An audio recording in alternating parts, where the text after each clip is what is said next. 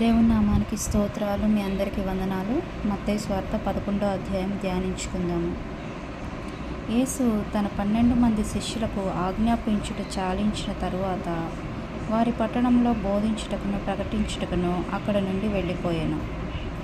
క్రీస్తు చేయుచున్న కార్యములను గూర్చి యోహాను చెరసాలలో విని, రాబోవు వాడవు నీవేనా? మేము మరి ఒకని కొరకు కనిపెట్టవలెనా అని ఆయనను అడుగుటకు తన శిష్యులను పంపెను. యేసు వారిని చూచి, మీరు వెళ్ళి విన్నవాటిని కన్నవాటిని యోహానుకు తెలుపుడి. గుడ్డివారు చూపు పొందుచున్నారు, కుంటివారు నడుచుచున్నారు, కుష్ఠరోగులు శుద్ధులగుచున్నారు, చెవిటివారు వినుచున్నారు, చనిపోయిన వారు లేపబడుచున్నారు, బీదలకు సువార్త ప్రకటింపబడుచున్నది. మరియు నా విషయమై అభ్యంతర పడనివాడు ధన్యుడని ఉత్తరం ఇచ్చాను. ఆమేన్. ఇక్కడ దేవుడు యోహానంట యేసుని గురించి విన్నాడంట. అప్పటికి యోహాను చెరసాలలో ఉన్నాడంట. కాబట్టి యేసుని గురించి విని తన శిష్యుని పంపించాడంట. ఆయనను అడుగుటకు తన శిష్యుని పంపెను. కాబట్టి యేసు వారిని చూచి, వెళ్ళి విన్నవాటిని కన్నవాటిని అన్నిటినీ యోహానుకి తెలుపుడి. ఏమని?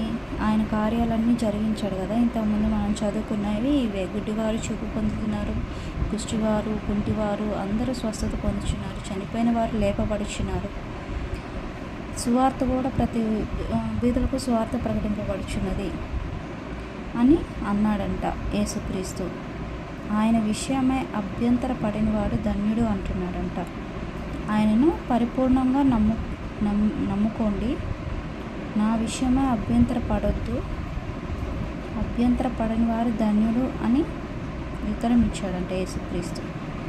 అప్పుడు యోహాను శిష్యులు వారు వెళ్ళిపోవచ్చుండగా యేసు యోహాను గురించి సమూహాలతో ఇలాగూ చెప్పసాగెను. మీరేమి చూచుటకును అరణ్యంలోకి వెళ్ళితిరి? గాలికి కదలుచున్న రెల్లునా? మరి ఏమి చూడ వెళ్ళితిరి? సన్నపు బట్టలు ధరించుకున్న మనుష్యున్నా? ఇదిగో, సన్నపు బట్టలు ధరించుకున్న వారు రాజగృహంలో నుందురు కదా. మరి ఏమి చూడ వెళ్ళితిరి? ప్రవక్తనా? అవును, కానీ ప్రవక్త కంటే గొప్పవానిని మీతో చెప్పుచున్నాను.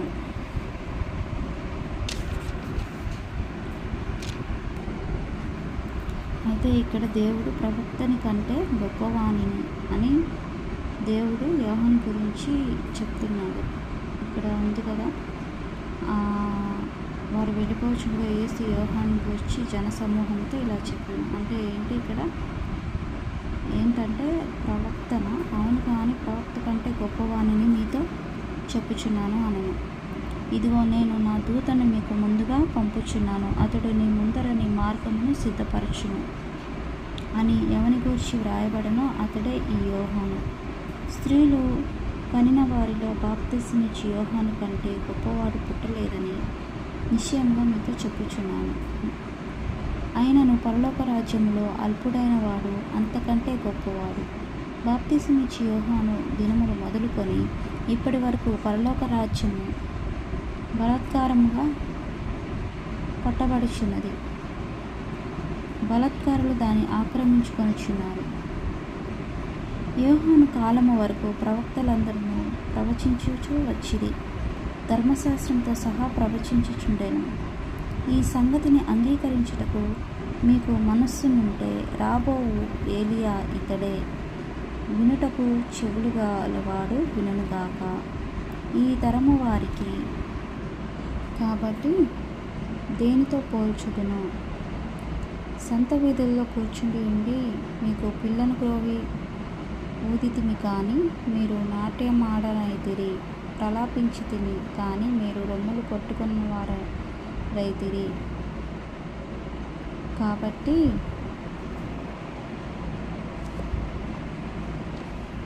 తమ చెలికాంటతో చెప్పి పిలుపులాటలాడుకుని పిల్లకాయలను పోలియున్నారు.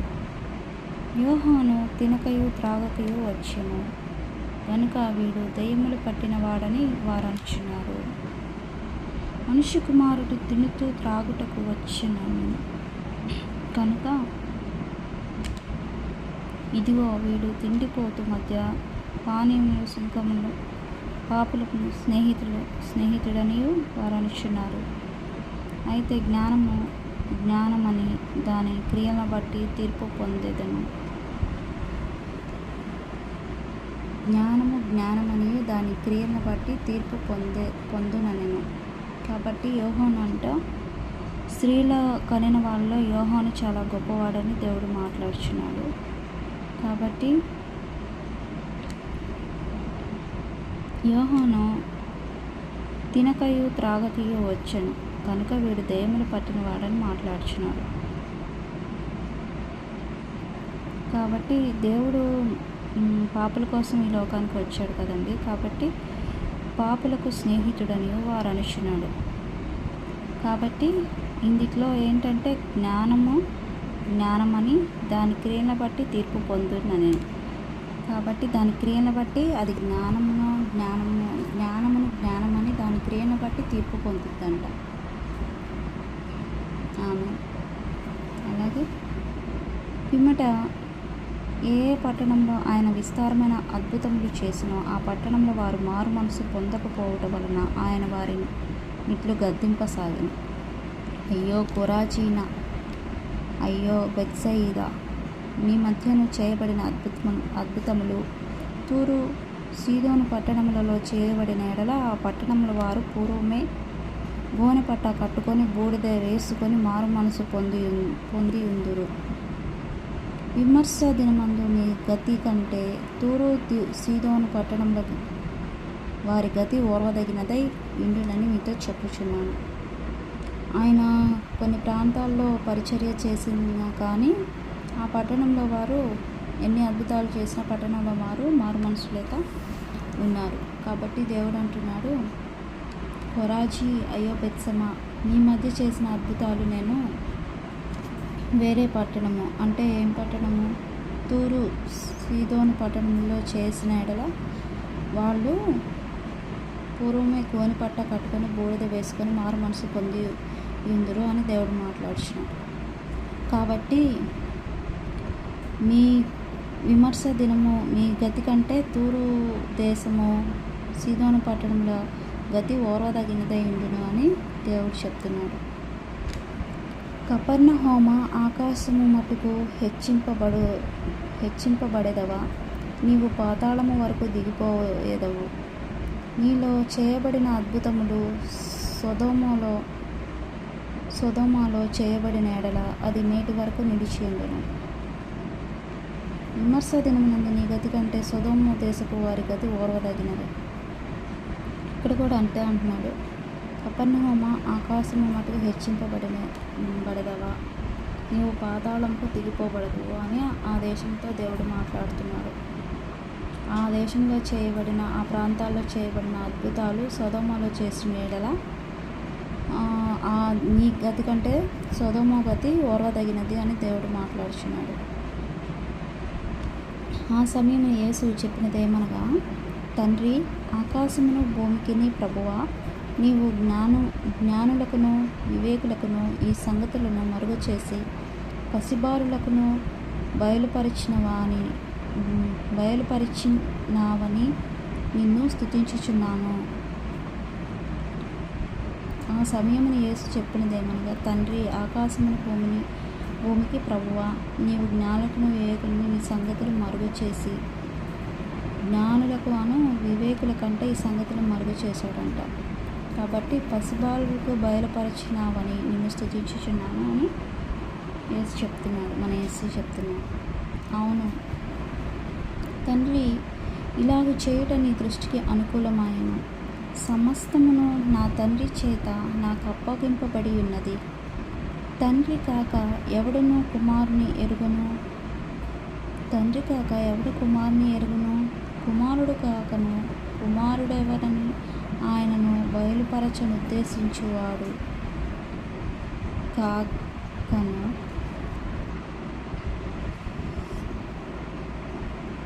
కాబట్టి ఆయన సమయంలో యేసు చెప్పినదేమనగా, ఇక్కడ సొదొమ గతి ఓర్వదగినదని దేవుడు మాట్లాడాడు కదండి. కాబట్టి తండ్రి యాక ఎవడు కుమారుని ఎరుగును అని మాట్లాడుచున్నాడు. కుమారుడు గాకను కుమారుడు ఎవనికి ఆయనను బయలుపరచను ఉద్దేశించువాడు గాకను మరి ఎవడును తండ్రిని ఎరుగును. కాబట్టి ఆయన బయలుపరచు వారినే తండ్రిని ఎరుగుతారు అని దేవుడు మాట్లాడుచున్నాడు. కాబట్టి ప్రయాసపడి భారము మోసుకు కొనుచున్న సమస్త జనులారా నా యొద్దకు రండి, నేను మీకు విశ్రాంతి కలుగజేయుదును. భారం మోసే సమస్త జనులారా, అది ఏ భారమైనా కానివ్వండి, సమస్త భారం అని దేవుడు మాట్లాడుచున్నాడు. కాబట్టి దేవుని యొద్దకు రండి, నేను మీకు విశ్రాంతి కలుగజేస్తాను అని దేవుడు మాట్లాడు. నేను సాత్వికుడును దీన మనసు గలవాడును కనుక మీ మీద నా కాడి ఎత్తుకొని నా యొద్ద నేర్చుకున్నది, అప్పుడు మీ ప్రాణములకు విశ్రాంతి దొరుకును. ఏలైనగా నా కాడి సులువుగాను నా భారము తేలికగాను ఉన్నది. ఆమేన్. దేవుడు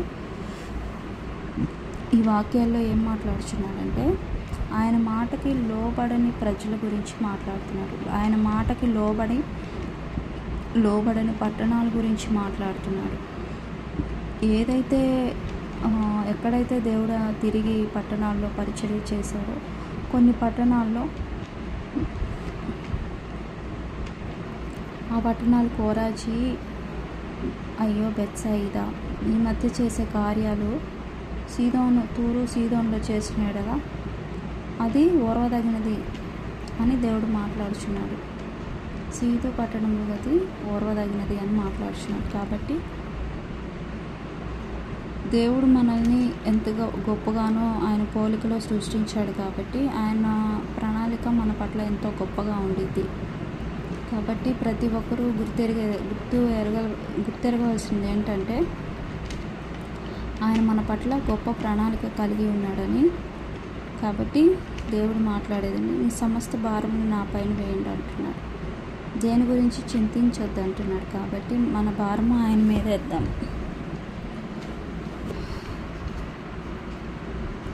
నేను సాత్వికుడును దీన మనసు. యేసయ్య అంటే సాత్వికుడు అంట, దీన మనసు కలవాడు.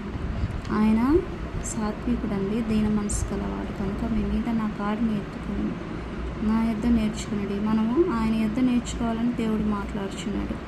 ఎందుకంటే ఆయన మనకి కాపరి. గొర్రెలు కాపరి దగ్గరికే వెళ్తాయి, ఎవరు కడితే వాళ్ళ దగ్గరికి వెళ్ళవండి. తన సొంత కాపరిని, తన సొంత దొడ్డిని గొర్రెలు ఎప్పటికీ మర్చిపోవు. కాబట్టి ఆయన మన కాపరి, ఆయన సాత్వికుడు, దీన మనసు గలవాడు. ఆయనకి చాలా పేర్లు ఉన్నాయి బైబిల్లో. ఆయన ఎంతో గొప్పవాడు. కాబట్టి ఆయన దగ్గర మనం సమస్తమును నేర్చుకోవాలి. మనం నేర్చుకునే వారంగానే ఉండాలి, కానీ నాకు అన్నీ తెలుసు అనే ఆలోచన కలిగి ఉండకూడదు. అప్పుడు మన ప్రాణాలకి విశ్రాంతిని దొరుకును అని దేవుడు మాట్లాడుచున్నాడు. కాబట్టి ఆయన కార్య సులువుగా ఉండిద్ది, భారం లేక తేలికగా ఉండిద్ది అని దేవుడు మాట్లాడుచున్నాడు. కాబట్టి మత్తయి సువార్త 11వ అధ్యాయంలో యోహాను గురించి, ఆయన పరిచయం చేసిన ప్రాంతాల గురించి మాట్లాడుచున్నాడండి. అలాగే ఆయన చేసిన కార్యాల గురించి కూడా యోహానికి తెలియచెప్తున్నాడు. యోహాను కూడా చాలా గొప్పవాడని దేవుడు మాట్లాడుచున్నాడు.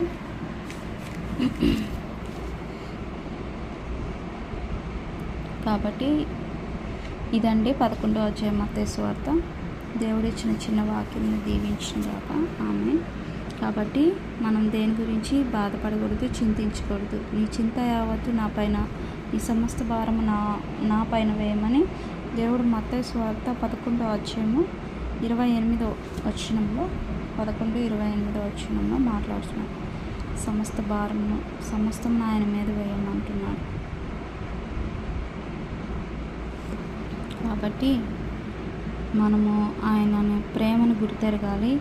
ఆయన మన కొరకు పెట్టిన ప్రాణం యొక్క విలువను గుర్తెరగాలి. ఆయన మన కొరకు చిందించిన రక్తమును గుర్తెరగాలి. ఎవరు మన కోసం అంతలా చేయరు. ఎందుకంటే అంతలాగా మన యేసయ్య మనల్ని ప్రేమిస్తున్నాడు. ఈ లోక ప్రేమలు వ్యర్థమండి. ఈ లోకంలో మనకి ఒక ధనము ఏదైనా సరే, మనం ఈ లోకంలో ఒక ఆస్తి ధనము కలిగి ఉంటేనే మనల్ని ఎవరైనా ప్రేమిస్తారు. వన్స్ నీ దగ్గర ₹1 లేకుండా నువ్వు రోడ్డు మీదకి వచ్చి నిల్చుంటే కనీసం నిన్ను పలకరించని కూడా పలకరించడండి. కానీ నా దేవుడు అలా కాదు. నా దేవుడు నీ మనసును కోరుకుంటున్నాడు, నీ హృదయాన్ని కోరుకుంటున్నాడు, నీ ప్రేమను కోరుకుంటున్నాడు. దయచేసి ప్రతి ఒక్కరూ ఆయన ప్రేమను గుర్తెరగాలని, ఆయనలో నివసించాలని, ఆయన మార్గాన నడవాలని నేను కోరుకుంటున్నాను. నేను కూడా ఆత్మీయంగా బలపడాలని కోరుకుంటున్నాను. దాని నిమిత్తం ప్రార్థన కూడా చేస్తున్నానండి. కాబట్టి దేవుడి వాక్యము నమ్మదగినది. ఆయన మాట ఇచ్చి మర్చిపోయే దేవుడు కాదు. కాబట్టి ఒక్కసారి విశ్వసించి ఆయన రుచి చూడమని నేను ఈ సాయంకాలం వేళ నేను బ్రతిమాలుతున్నాను. ప్రతి ఒక్కరిని మనము రుచి చూడాలంట ఆయన్ని. ఎందుకంటే యెహోవా ఉత్తముడని రుచి చూచి తెలుసుకొనుడి అని వాక్యాల ద్వారా మాట్లాడుచున్నాడు. కాబట్టి ఇప్పుడు మనం ఏదైనా కర్రీ తింటే దాని టేస్ట్ మనకు తెలియాలంటే మనం రుచి చూడాలి కదండి. ఫస్ట్ అది ఒక్కసారి మనం టేస్ట్ చేస్తే మనకి నచ్చితే మనం చచ్చిపోయే వరకు అది విడిచిపెట్టము. కాబట్టి యెహోవా ఉత్తముడని రుచి చూచి తెలుసుకొనుడి. కాబట్టి ఆయన ప్రేమను రుచి చూడండి. ప్రతి ఒక్కళ్ళు మతము కులము పక్కన పెట్టండి. మనల్ని ఎవరు ఈ లోకంలో ఎక్కువ ప్రేమిస్తున్నారు? మనల్ని ఎవరు అపాయాల నుంచి మనల్ని ఎవరు కాపాడుతున్నారు? నన్ను ఎవరు వెంబడిస్తున్నారు? నా స్థితిగతులు ఏంటి? సమస్తమును గుర్తెరిగి ఒక ఆలోచన కలిగి మనము జీవించాలని కోరుకుంటున్నాను. ఎందుకంటే ఈ లోకం మనకు శాశ్వతం కాదండి. దేవుడు మన కొరకు గొప్ప పరలోక పట్టణమును ఏర్పరిచి ఉన్నారు. ఆ పట్టణముకు మనకు శాశ్వతమైన పట్టణము. అదే మన గృహము. అంటే ఇక్కడ మనం గృహం కట్టుకున్న ధనము సమకూర్చుకున్న చిమటలు కొట్టివేస్తాయి. గృహాలు కట్టుకున్న అవి ఏవి ఉండవు. అవి ఉన్నా మనం ఉండము. ఈ లోకము మనకు శాశ్వతం కాదు. కాబట్టి శాశ్వతమైన పరలోక రాజ్యం కొరకు మనము సిద్ధపడాలి. ఆకలి దప్పులు లేని ఆ రాజ్యం కొరకు మనము సిద్ధపడాలి. దయచేసి ప్రతి ఒక్కరూ ప్రార్థనలో ఏకీభవించండి. పరిశుద్ధుడా, ప్రేమ కలిగిన తండ్రి, నీ బంగారు పాదాలకు స్తోత్రములు తండ్రి. దేవా, ఈ సమయంలో నిన్ను స్తుతించుకునే కృపనిచ్చినందుకు స్తోత్రములు ప్రభువా. కృపగల దేవా యేసయ్య, అయ్యా దయచేసి నా తండ్రి ప్రార్థనలో ఏకీభవిస్తున్న ప్రతి ఒక్కరిని జ్ఞాపకం చేసుకోండి. ప్రతి ఒక్కరు మారు మనసు పొందుకొని రక్షణ మార్గంలోకి వచ్చుటకు సహాయం చేయండి. అయా నీకు స్తోత్రములు తండ్రి. నీవు మా స్థితిగతులు గుర్తెరిగిన దేవుడివి, మా హృదయాన్ని ఎరిగిన దేవుడివి తండ్రి. మేము పాపులుగా ఉన్నప్పుడే మా కొరకు ఈ లోకానికి వచ్చావు, మమ్మల్ని ప్రేమించావు తండ్రి. ఈ లోకంలో తండ్రి ఎవరైనా ఏదైనా తప్పు చేస్తే నిందిస్తారు, దూషిస్తారు తండ్రి.